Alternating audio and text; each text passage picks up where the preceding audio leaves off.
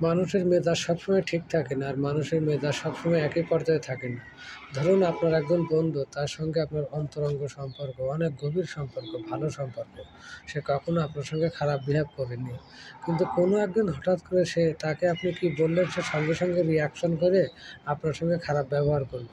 কিন্তু আপনি তখন সেটা হঠাৎ করে চিন্তা না করে তার সঙ্গেও খারাপ ব্যবহার করতে লাগলেন। কিন্তু আপনি তখন ভাববেন, এ তো কখনো এমন করে না। নিশ্চয়ই এর কোনো কিছু হয়েছে, অথবা কোনো মানসিক অশান্তিতে আছে।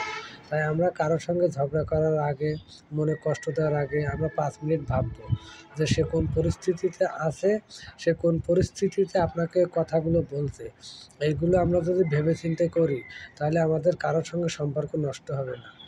তার মনের কষ্টটা বোঝার চেষ্টা করবেন, তার কষ্টটা দূর করার জন্য চেষ্টা করবেন। সঙ্গে সঙ্গে কখনো রিঅ্যাকশন নেব না। এটা সবসময় মনে রাখবেন। আমরা সবাই এটা যদি মনে রেখে কাজ করি, তাহলে কখনো অশান্তি হওয়ার কথা না।